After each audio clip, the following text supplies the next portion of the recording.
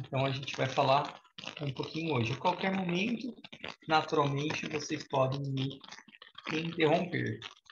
Olha, fiquei contente que o Victor nasceu no mesmo dia que eu, então pode ser uma boa meta para mim, de uma inspiração.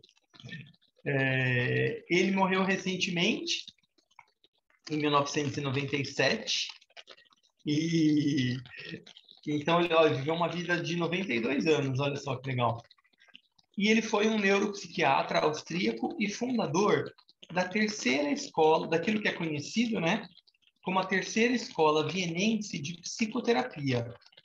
A primeira escola vienense de psicoterapia é conhecida como a própria psicanálise, que teve como principal expoente o Freud. E a segunda, a psicologia do desenvolvimento, que teve como principal expoente o Adler. Então,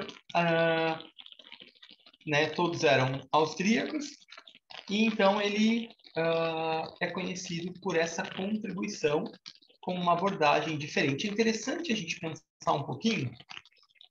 Tibetano fala que a Áustria ela é uma nação de quarto raio, assim como a Alemanha, mas que ela é um pouco mais desenvolvida do que a Alemanha. É como se a Alemanha fosse a humanidade comum e a Áustria fosse o aspirante, se a gente pudesse fazer uma analogia pensando em nações como um todo. Não que todos os indivíduos, mas aquele grupo como um todo é um pouco mais desenvolvido do ponto de vista espiritual. Então é interessante a gente pensar, né? A psicologia ela tem bastante a ver com o quarto raio, se a gente for pensar no sentido de integração, no sentido de síntese, no acolhimento que é feito, né? Desde essa contribuição inicial do Freud, falando muito do inconsciente. Então, o quarto raio é aquele que vai de uma polaridade para outra e vai fazendo a sua síntese. Então, é interessante a gente perceber como esse movimento da psicologia tem uma força muito grande de pensadores e expoentes dentro da Áustria, tendo essa informação que o tibetano contou para a gente. Então, é bem legal. E o Dr. Frank ficou mundialmente conhecido depois de escrever a sua experiência dramática em 4 campos de concentração nazistas. A gente já fala um pouquinho melhor disso, mas depois dessa experiência ele lançou um livro chamado Em Busca do Sentido, que naturalmente foi um best-seller internacional por conta do mundo estar voltado para os horrores do nazismo e por ser uma pessoa que conseguiu tirar algo de positivo dessa experiência. Então, ele realmente foi uma pessoa bem diferenciada, ele soube como utilizar a sua experiência bastante traumática, né, de uma maneira que pudesse ser revertida num ganho de consciência e orientação para um número maior de pessoas. Ele foi conferencista e professor convidado em diversas universidades, incluindo Harvard, recebeu 29 títulos de Doctor Honoris Causa, incluindo um título emitido pela Universidade, para a UNB, a Universidade de Brasília, o prêmio Médicos Magnus e a Estrela de Ouro Internacional, por serviços prestados à humanidade. Oswald Schwartz disse que a logoterapia teria, nas ciências psicológicas, o mesmo papel que a crítica da razão pura de Immanuel Kant teve para a filosofia. Então, olha que bacana, né? Ele realmente trouxe uma contribuição bastante interessante para o ramo da psicologia. De 1930, falando um pouquinho mais da vida dele, né? De 1933 a 36, Frank é diretor do Pavilhão das Mulheres Suicidas do Hospital Psiquiátrico de Viena. Quando os nazistas tomam o poder na Áustria, ele, correndo o risco de perder a vida, sabota as ordens que recebera de proceder à eutanásia de doentes mentais sob seus cuidados. Então a gente sabe, né, que o ideal presente na Alemanha nazista era de uma vida perfeita, né, de uma forma perfeita. daquele homem perfeito. A gente viu, o tibetano já tinha contado para a gente que isso era, na verdade, uma impressão da hierarquia para a Alemanha, que naturalmente não tinha respondido isso muito bem por conta do nível de consciência, então eles buscavam o homem perfeito. Dessa forma, o olhar que eles tinham para a psiquiatria era um olhar de pessoas com desvios, que estariam longe desse homem ou mulheres ideais. Então, ele queria realmente que fosse feita eutanásia dos pacientes. E o Frank fala, não vou fazer isso. Né? Então, correndo o risco de perder a própria vida, ainda assim, ele vai lá e não faz isso. Né? E o que acontece, então, com ele em meio a esse ambiente de Segunda Guerra? Em setembro de 1942, Victor, sua mulher que estava grávida e demais membros da sua família, que eram judeus, são deportados para diferentes campos de concentração. E ele foi libertado somente no final da guerra. Então, até 45, ele passa aí a sua vida, esses 3 anos, nos campos de concentração. E aí ele toma conhecimento de que a sua mulher, né, seu filhinho, que ela estava grávida, seus pais e irmão foram mortos no Holocausto nazista. Essa indelével experiência pessoal vai ser marcante para sua obra terapêutica e para os seus escritos, tendo sido capaz de manter em tal situação desumanizadora a liberdade de espírito. Então, quando eu estava lendo sobre a vida dele, eu fiquei lembrando bastante do Assagioli, né? Porque o Assagioli também foi preso na Itália, que era membro do Eixo, né? Foi preso acusado por pacifismo e também, né? Teve um filho morto, teve uma vida bastante trágica também. E o Victor também. Então a gente faz a gente pensar que realmente esses eram seres com um nível de consciência bastante elevado. E mesmo com esses a serviço mesmo da humanidade, né? Porque mesmo com esse tipo de dor tão profunda, tão trágica, eles conseguiram extrair experiência, o que era possível de positivo dessas experiências e reverteram como ferramentas de inspiração e técnicas e conhecimento para que a gente pudesse usufruir. Né? Então, são realmente vidas muito inspiradoras. Por isso até que eu quis colocar um pouquinho para o nosso objeto de estudo aqui no grupo, para a gente... porque é sempre bom ter conhecimento sobre vidas inspiradoras, né? Esses verdadeiros influencers, bem mais que os do Instagram. A obra dele é relativamente pouco conhecida nos países aqui de língua portuguesa e é comumente ignorada pelas principais correntes dentro da psicanálise, como o próprio Freud, o Adler e o Lacan. Então, ele realmente se desvencilhou um pouco da psicanálise, até por isso que não é tão aceito. Mas, ainda assim, ele é muito reconhecido em diversos países e também como base, né? Alguns autores o colocam como parte da escola de psicologia humanista, outros colocam como um dos precursores e também uma das grandes contribuições para a psicologia transpessoal. Então, ele tem o seu reconhecimento também. De uma forma prática e simples, ele diferenciava a psicanálise da logoterapia. Ele dizia, na psicanálise, o paciente tem de deitar-se no divã e contar coisas que, às vezes, são muito desagradáveis de serem contadas. E já na logoterapia, o paciente pode ficar sentado normalmente, mas tem de ouvir coisas que, às vezes, são muito desagradáveis de serem ouvidas. O fundador da logoterapia adotou um certo distanciamento de Freud no que se refere à etiologia sexual das neuroses e também no que se refere à religião. Frank considerava que a neurose individual poderia ser, em alguns casos, a expressão de uma recusa da espiritualidade. não da religião, né? Ele não levantava nenhuma bandeira religiosa, mas ele dizia que o ser humano, por natureza, era um ser também espiritual. E que quando essa espiritualidade não estava expressa de alguma maneira, isso poderia causar uma crise no indivíduo. Então, é interessante essa abordagem, né? Tudo o que é humano, para o Frank, tem uma dimensão noológica, que distingue os homens dos animais. A espiritualidade humana, para ele, não se confundia com religião. Né?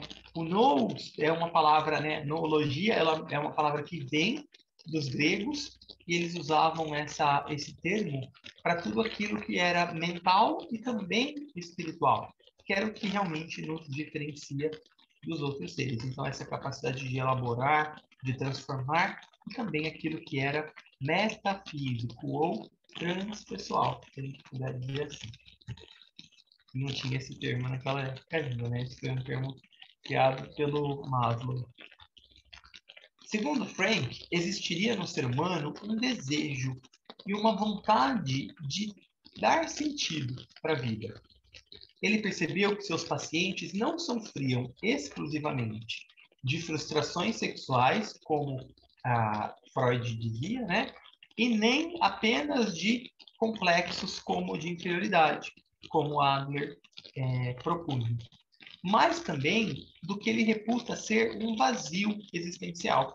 Então, às vezes, ele não identificava na pessoa frustrações sexuais ou nem complexos, mas ainda assim a pessoa apresentava esse vazio existencial porque não encontrava essa conexão com a sua parte espiritual.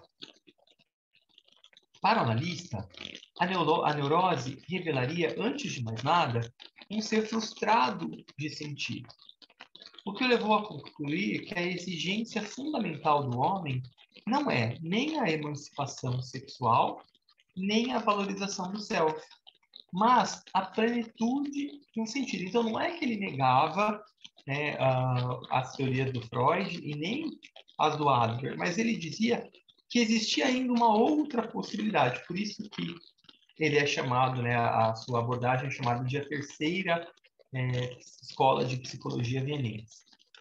Por isso, conclui o terapeuta, não pode negligenciar a espiritualidade do analisado. E a logoterapia passa a estar centrada no inconsciente espiritual, mais do que nas pulsões. E aí, quando eu estava lendo isso, do Assagioli, né? Porque quando ele fala do diagrama do ovo, ele fala que a gente tem 3 níveis de inconsciente. O inconsciente inferior, que estaria aí mais ou menos com muito do que o Freud fala em relação às frustrações sexuais e também alguns complexos, como o Adler fala.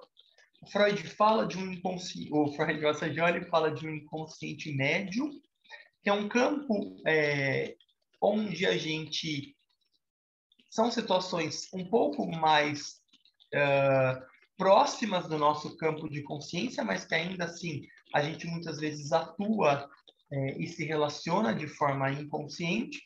E o Assagioli falava que a gente tem também um inconsciente superior, que me fez muito lembrar, lendo e estudando um pouco mais da logoterapia, o que o Viktor Frankl fala aqui, desse inconsciente espiritual.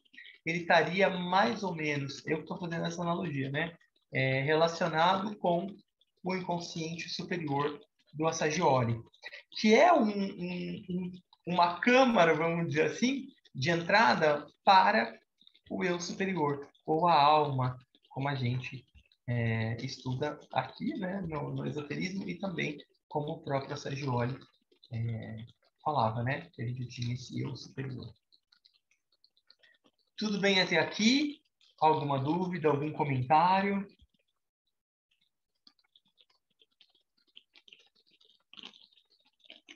Vou seguir um pouquinho mais, tá bom?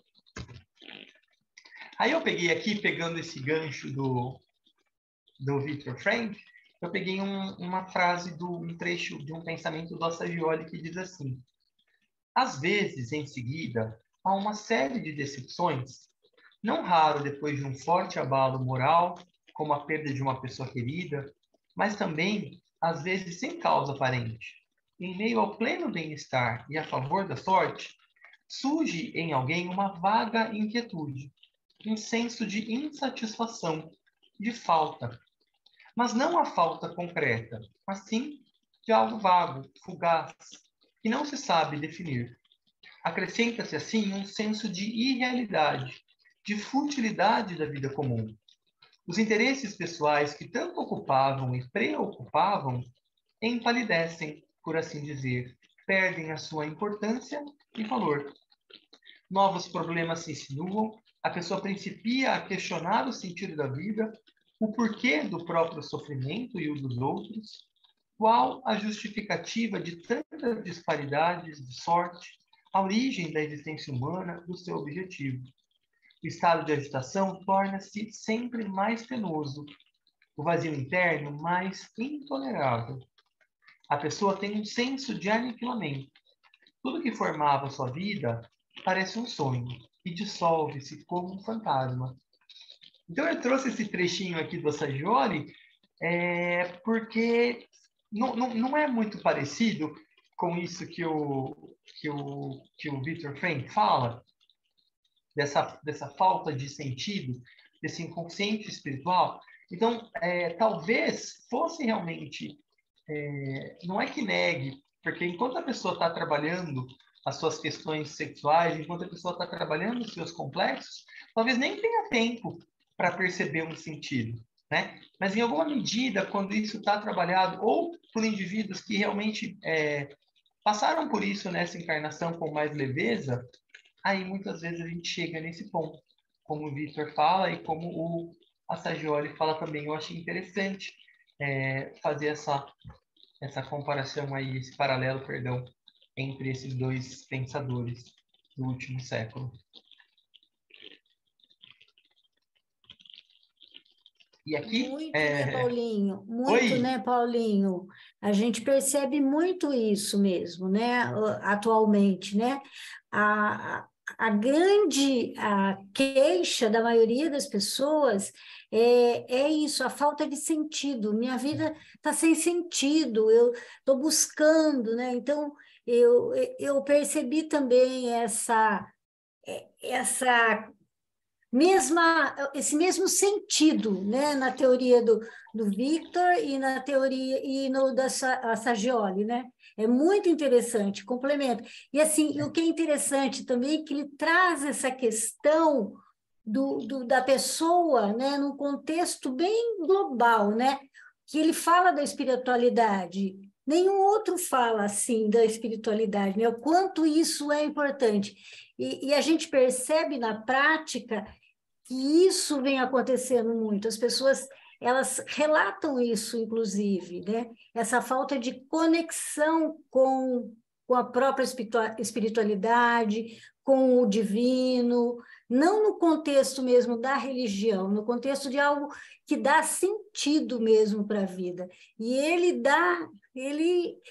foca bem isso. Eu gosto muito dele, do pensamento dele, da teoria dele. Eu acho que ela olha para o ser humano de uma maneira assim bem completa, né? Não só a sexualidade, não só o complexo de inferioridade.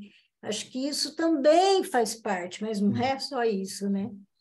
Muito legal É mesmo. muito Também legal, né? gostei. E, Sim, eu acho que é bacana, né, Rô? Porque se a gente for pensar, tudo é muito novo, né? Se a gente for sim. ampliar o olhar, a psicologia é uma ciência muito nova, né? Uhum. E como a gente vê avanços acontecendo, né? E à medida que a humanidade também vai evoluindo, como é importante que outras abordagens surjam e que vão se adequando para essa nova realidade, né? Verdade, muito. E você sabe que eu tenho assim percebido muitas novas profissionais da área da psicologia falando do Viktor Frankl, falando da logoterapia, uma coisa assim que é uma novidade. As pessoas não falavam sobre isso, né? Então, assim, está tendo realmente uma abertura, sabe? Essa busca de sentido está até não só nas pessoas como como um todo, mas assim nos próprios profissionais que trabalham com a saúde mental, sabe? De buscar assim uma maneira maior, mais completa, na verdade, um sentido mesmo para as teorias aí, né? Muito legal isso, muito interessante mesmo. Que bom, né? Sim, muito. Muito bom. Olha, como a gente está conversando, né, que a gente está alinhado. Sábado que eu fiz a apresentação do meu TCC, a gente falou sobre a logoterapia, né? Porque dentro da nossa pesquisa, e a gente fez uma pesquisa de campo aí com universitários da área da saúde, eram 208 participantes. 83% declararam ter uma identificação religiosa, né? Que eles, ou seja, eles tinham religião. Só que aí a gente aplicou alguns questionários, né? Não vou entrar em detalhes para não ficar muito longa a fala, mas o resultado da nossa pesquisa demonstrou que, mesmo sendo uma população bem religiosa, o mais determinante positivamente, né, o fator preditor mais relevante para a qualidade de vida dessas pessoas foi o bem-estar existencial e não religioso. E dentre os domínios que envolve a pesquisa do bem-estar existencial, enfim, espiritual, 3 domínios foram os mais destacados, que é totalidade e integração, sentido de vida e paz interior.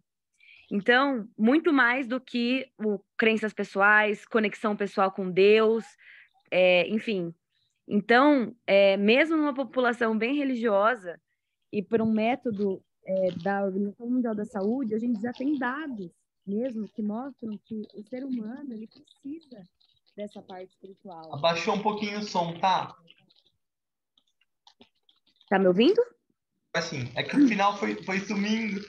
Foi sumindo. A voz tá sumindo também. Tadinho. Eu não sei até onde vocês ouviram. Você falou mas... que mesmo tendo uma população predominantemente religiosa, que você observou que era essas 3 questões eram mais relevantes do que uma própria conexão pessoal. Sim, sim. E demonstra a importância desse fator espiritual, considerar isso no ser humano, e não religioso, né? Aproximar a discussão da espiritualidade distante da religião. Porque isso começou realmente com Descartes, né? Enfim.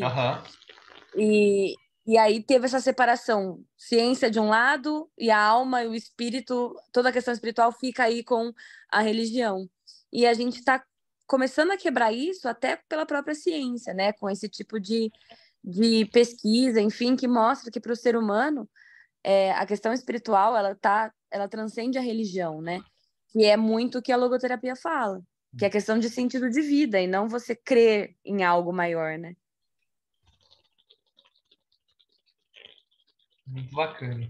E aí eu peguei um pensamento dele que eu gostei aqui, que ele fala assim: não procurem o sucesso. Quanto mais o procurarem e o transformarem em um alvo, mais vocês vão errar. Porque o sucesso, como a felicidade, não pode ser perseguido. Ele deve acontecer.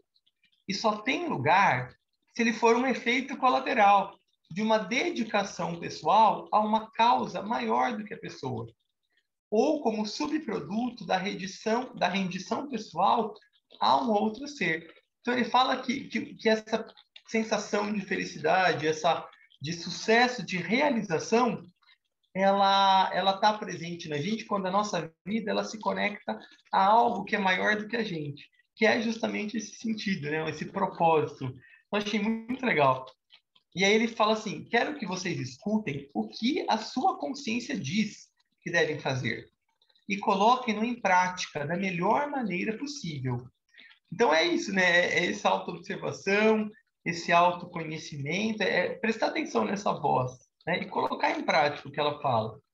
E então verão que a longo prazo, estou dizendo a longo prazo, o sucesso vai persegui-los, precisamente porque esqueceram dele. Então eu achei muito legal essa coisa de o sucesso vai perseguir você, né? E de ser um efeito colateral.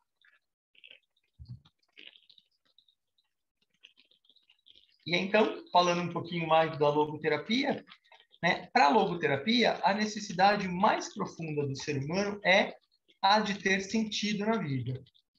Isso faz com que a vontade de sentido seja a maior força motivadora do ser humano, aquela mais intrínseca, né? A logoterapia não é necessariamente religiosa. Tudo que é humano, para o Frank, então, de novo, né, tem essa dimensão noológica, que é o que distingue os homens dos animais. Essa dimensão não se confunde com o religioso.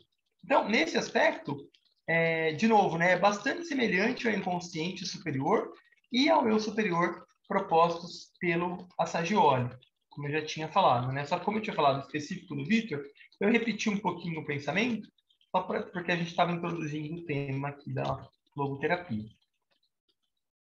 E aí, algumas técnicas e bases para a logoterapia. De novo, tá? Não é uma pesquisa muito profunda, é só para a gente compartilhar mesmo esse conhecimento. E aí, se fizer sentido, e quem quiser, pode buscar mais informação.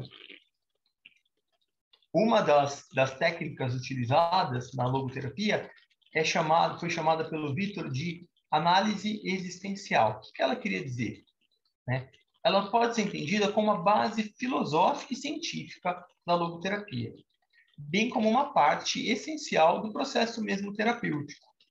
Ela significa análise em relação à própria existência, por isso, análise existencial, ou uma explicação da existência, com consideração de uma vida autorresponsável, autorrealizada e humana.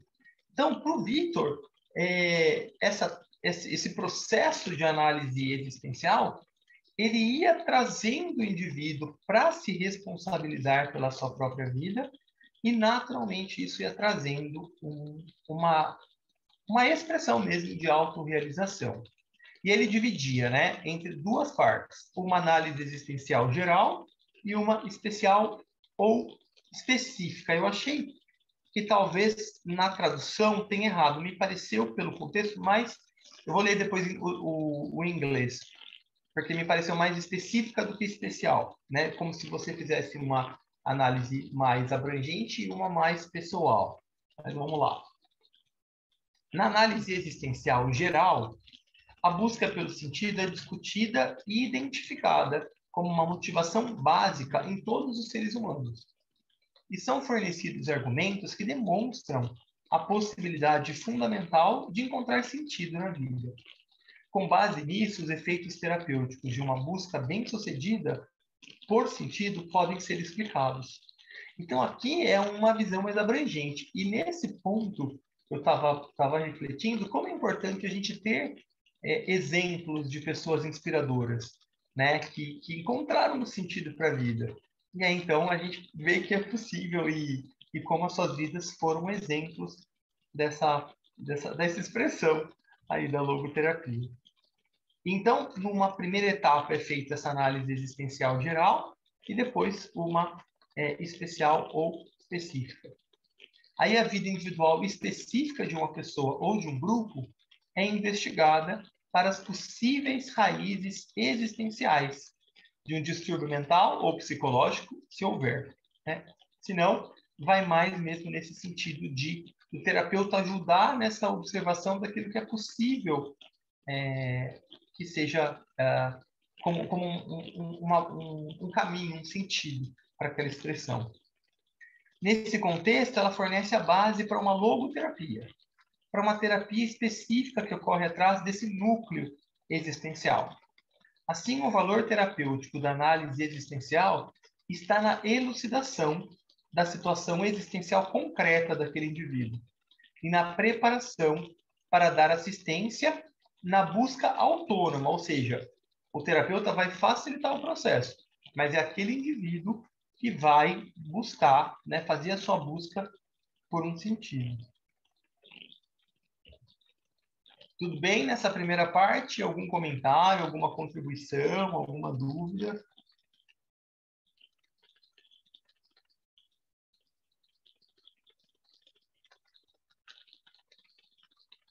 Então, vou seguir aqui. Uma outra técnica muito importante da logoterapia o Victor chamava de liberdade da vontade. Eu peguei um pensamento dele que também expressa bem o que ele queria dizer com isso. Então, ele diz assim: os seres humanos não são determinados pelas condições, mas são basicamente livres para decidir e capazes de assumir sua posição em relação às condições internas, psicológicas, e a externas, biológicas, ambientais, sociais.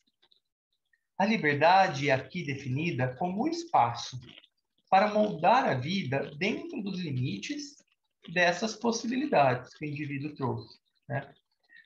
Essa liberdade deriva da dimensão espiritual da pessoa, entendida como a realidade especificamente humana, acima das dimensões do corpo e da psique. Então, o Victor acreditava que quanto maior fosse essa dimensão espiritual do ser, naturalmente, ele desfrutaria mais dessa liberdade.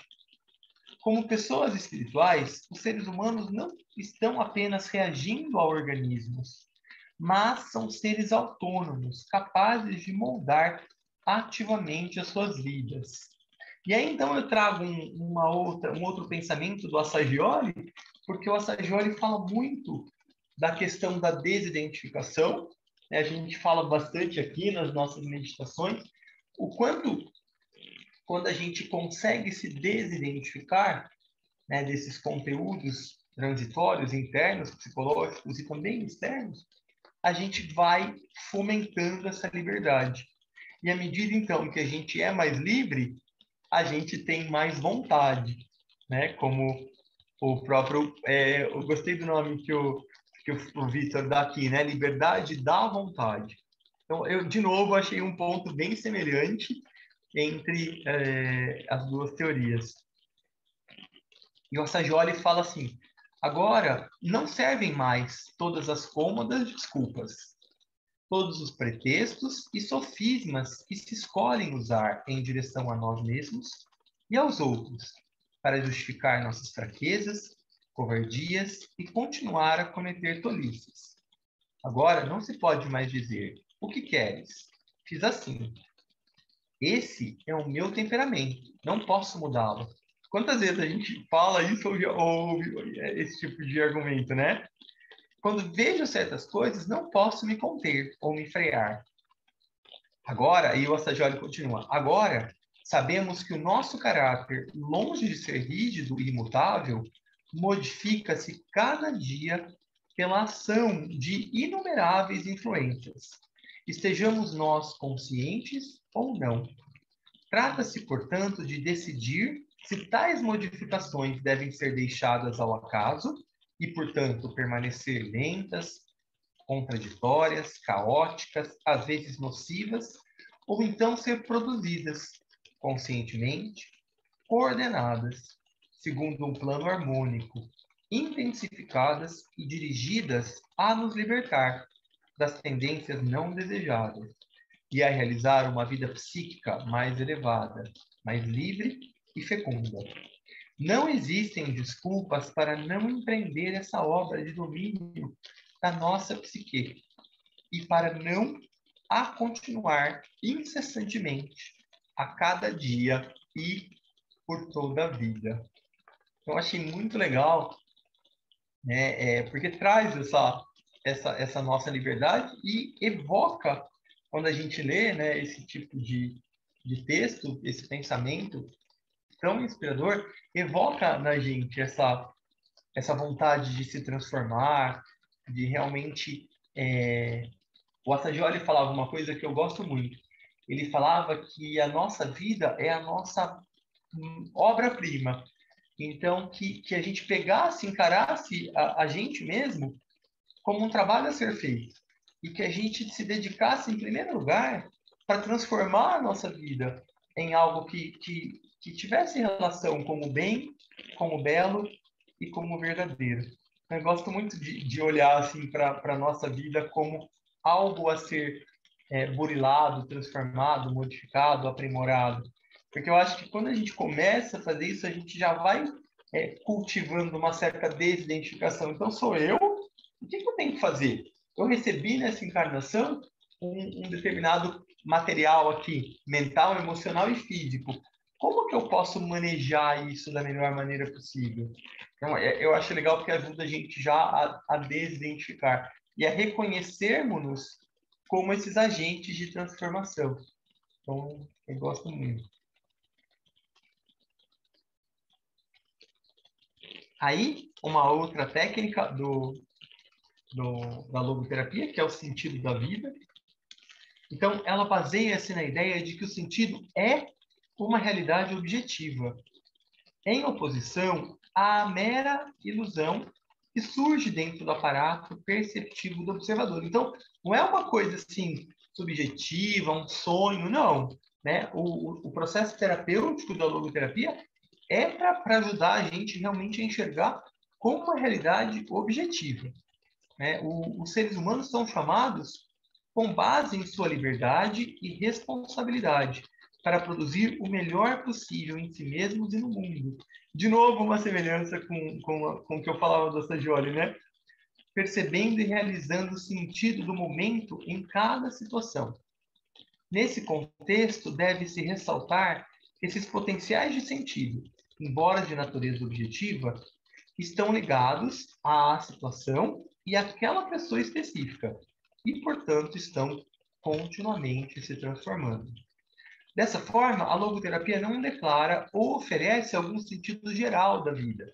Em vez disso, os clientes, né, ou pacientes são ajudados a alcançarem a abertura e a flexibilidade, que os capacitarão a moldar suas vidas cotidianas de uma maneira significativa, na direção da expressão desse sentido. Muito bonito isso, né? Aqui, uma outra técnica que eu achei super interessante, que o Victor chamava de intenção paradoxal. O que é isso, Paulo? Com a ajuda de um médico ou do terapeuta, os clientes aprendem a superar suas obsessões ou ansiedades pelo autodistanciamento. Então, de novo, né, citei aqui a desidentificação proposta pelo Assagioli e o exagero humorístico, quebrando assim um círculo vicioso de amplificação dos sintomas. De novo, né, o Assagioli, eu sempre vou citá-lo porque minha formação é na psicossíntese, ele fala da importância do resgate da alegria, da gente conseguir mesmo brincar com os nossos defeitos, com as nossas imperfeições.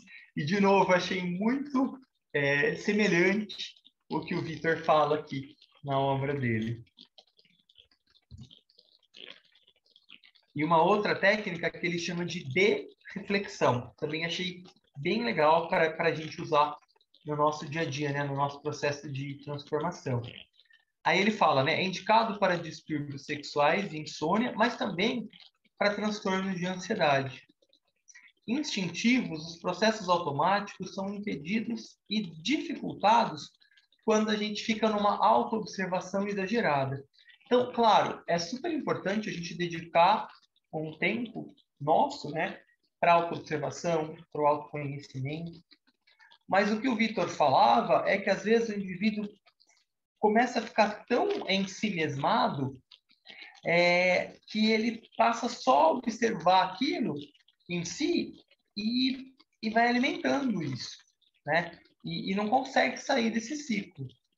Então ele diz, né, da mesma forma, algumas sensações de ansiedade ou tristeza leves, bem fundamentadas, serão aumentadas e amplificadas por essa autoobservação excessiva, tornando-as mais perceptíveis e gerando uma observação ainda mais intensa. Então vai ficando nesse ciclo, né, que vai se alimentando de uma coisa negativa.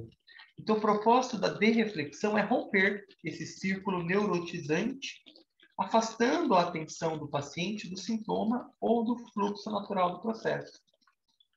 E aí eu, de novo, fiz uma analogia, né, que na psicossíntese, nas práticas de meditação, esse processo ocorre ao transferir o nosso centro de atenção do eu inferior para o eu superior. Então, de novo, o processo é importante observar, mas também é importante se desidentificar, para a gente enxergar esses processos de uma forma mais distanciada, não tão identificado. E aí o Vitor chama isso de reflexão. Achei bem interessante também. E aí, a gente já está quase terminando, né, por causa do nosso horário, mas eu peguei essa frase do William James.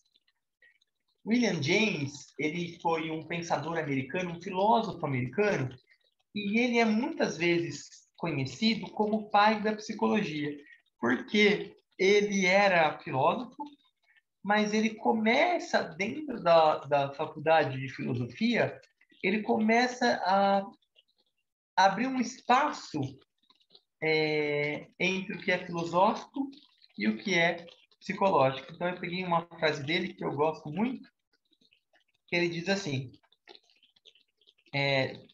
não tenho dúvida que a maior parte das pessoas vive tanto fisicamente quanto intelectualmente e moralmente, usando uma parte muito restrita das suas potencialidades. O assim dito homem normal, o que podemos denominar filisteu saudável, é somente uma pequena parte daquilo que ele poderia ser. E temos todos reservas de vida para aproveitar, que nem sequer sonhamos. Então, eu achei muito inspiradora também essa frase dele. E lembrei, claro, do Shakespeare, né? Ele dizia, sabemos o que somos, mas não sabemos o que podemos vir a ser. E é o nome de um dos livros que eu mais gosto da psicossíntese, do Piero Ferrucci, que diz o que podemos vir a ser. Então, tudo isso é esse inconsciente espiritual que o Vitor falava, ou o inconsciente superior do Assagioli. Então, achei muito legal essas correlações. E uma outra técnica da logoterapia, o Vitor chamava de diálogo socrático. Então, ele dizia que certas atitudes e expectativas que a gente tem podem ser obstáculos para a realização e o sentido na vida. Então, se a gente fica com muitas expectativas, a gente vai, embora bem intencionados, criando um distanciamento, né, para a nossa verdadeira autorrealização e o sentido da vida. E aí elas podem alienar a gente, né, das nossas potencialidades, acentuando assim os distúrbios neuróticos ou até mesmo os produzindo, através de repetidas decisões mal tomadas e formação de padrões de comportamento. Então, para o Vitor, a coisa era bem objetiva, né? Assim como a Sagioli fala, né, que a gente tem que ter os baby steps, a partir do ponto onde a gente está e caminhando devagarzinho para o nosso processo de transformação. Os indivíduos, então, são, através do diálogo socrático, orientados a perceber as suas atitudes irreais e contraproducentes e desenvolver uma nova perspectiva que pode ser uma base para uma vida mais plena e melhor. Ele é um método de conversação frequentemente usado pelos logoterapeutas. Questões específicas trazem para a consciência a possibilidade de encontrar e realizar um sentido na vida. No cenário filosófico, essa técnica de guiar pelo questionamento foi introduzida por Sócrates, por isso, né, diálogo socrático, que a caracterizou como uma espécie de obstetrícia espiritual, ou seja, o Sócrates dizia que a partir de determinadas questões, né, que ele trazia, filosoficamente falando, a gente ia dando luz a esse ser espiritual. Então, é um pouco o que o Vitor quer com a sua abordagem terapêutica, que a gente venha a dar a luz a essa consciência espiritual, que é o que a gente faz na meditação, que é o que a Sagioli falava na psicossíntese, é a busca por trazer à manifestação esse potencial, que é o que o Shakespeare falava, que é o que o William James falava, que é o que o Cristo falava, no fim das contas, né? Então, eu achei muito inspirador essas falas do Victor, né? E o processo como ele foi criando. E aí, de novo, né? Uma frase do Assagioli, um pensamento do Assagioli, que eu achei também pertinente. Ele diz assim: a psique é profundamente modificável. Sua própria complexidade e plasticidade fazem-na escapar continuamente de quem procura plasmá-la. Portanto, para modificá-la, não basta agir sobre ela de modo empírico e irregular, mas é preciso, com os dados recolhidos por meio de um estudo apurado da sua natureza.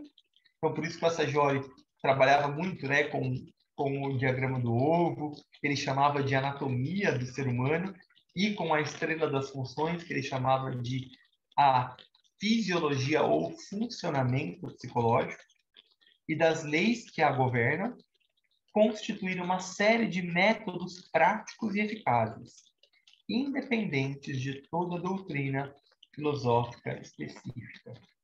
Então, achei bem legal,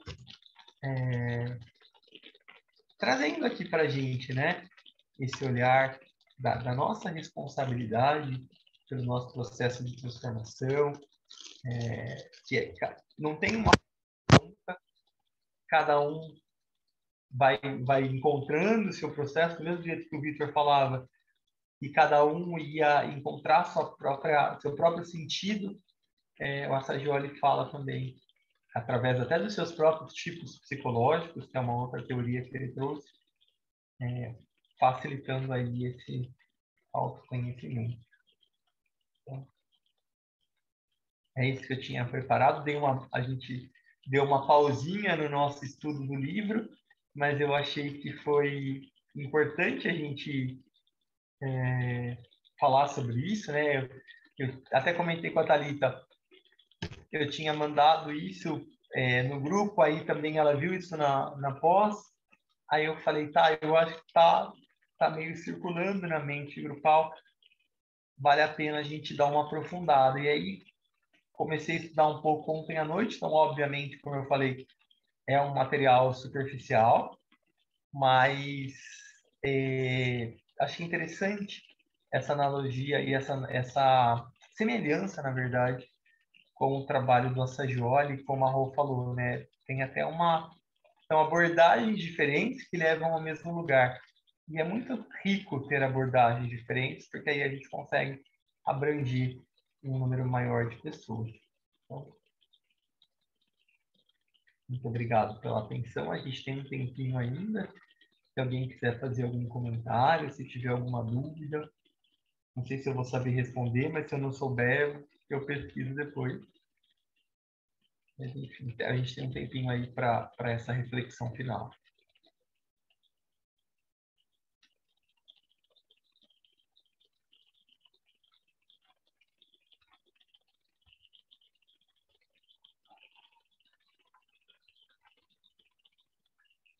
Ó, eu acho que a Rô conhece. A Cris perguntou. Eu preciso dessa terapia. Alguém conhece algum profissional? Talvez a Rô conheça. Não sei. Oi, posso ver para você, tá? Quem que é que quer? A A Cris. Ah, tá bom. Posso depois colocar no grupo, eu vou ver sim, tá bom? Obrigado, Rô. Ah, Paulinho, você fala muito que foi superficial, mas assim, você resumiu toda a teoria aí da logoterapia, né? E essa associação com o Saggioli, porque você fala com muita competência, né? Porque você gosta, você ama, seus olhos, você sorri quando você fala da Saggioli. Então, ficou assim, para mim ficou perfeito, ficou ótimo. Ficou muito gostoso, uma discussão assim, leve, né? Que dá um sentido, né? É isso que a gente está buscando, né? Esse sentido. Muito bom. Obrigada, viu, querido? Imagina. E é bom dar uma quebrada, né? Porque a gente vem no ritmo do livro, mas também, senão também fica muito fora, né? Porque é um tipo de psicologia que está um pouco ainda distante, né? A gente está tentando, né? Então é Sim, legal a gente trazer paralelos com o que a gente tem aqui, né? Já. muito legal mesmo, porque acaba, a gente para o livro, mas assim, dá um sentido maior, né, para a gente estar refletindo sobre o livro, porque é difícil, né? Ele é difícil, mas ele dá um sentido maior para tudo que a gente está buscando compreender, né?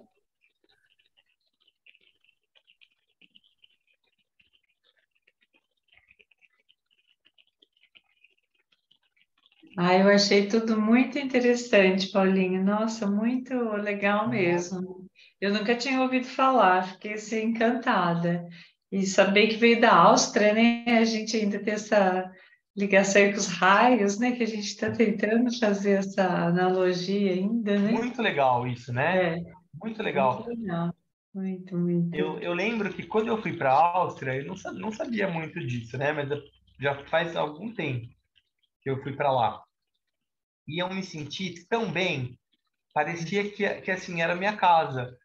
E Ai, eu lembro que quando eu voltei, eu fiquei muito curioso, porque falei, nossa, né? E aí eu fui estudar e aí eu vi que o tibetano falava isso. Aí eu falei, poxa, que legal. Eu não tinha clareza, né? Eu trabalho com uma hipótese do meu raio de personalidade ser o quarto. Então eu achei super interessante isso. Eu falei, nossa, talvez seja mesmo, porque eu senti uma conexão diferente. E aí a gente vai estudando, você vai vendo que tem tudo a ver, né? Porque a psicologia trabalha muito, não é só quarto raio, né? A gente consegue ver também bastante de segundo raio, mas a psicologia faz esse trabalho de síntese, de olhar para todas as partes, de buscar integrar todos os nossos aspectos, acolhimento, aceitação, sair das polaridades e ir para uma síntese. Então, eu achei super interessante. É muito legal a gente observar na expressão das coisas o que a gente tem de conhecimento do que é o causal. É muito ai, gostoso. muito, muito avançado, né? Eu acho que fortalece a nossa fé também, né? Não uma fé cega, mas assim, acho que fala, poxa, tem a ver, tem sentido. E eu achei muito bonito, assim, emocionante, né? Falar, nossa vida é uma obra-prima, né? A gente esquece disso, né? Qualquer coisinha a gente tá aí choramingando, né? Não é? Muito obrigada, viu? Parabéns pela sua dedicação e trazer pra gente, né? Tanto conhecimento, né? Imagina, vamos junto.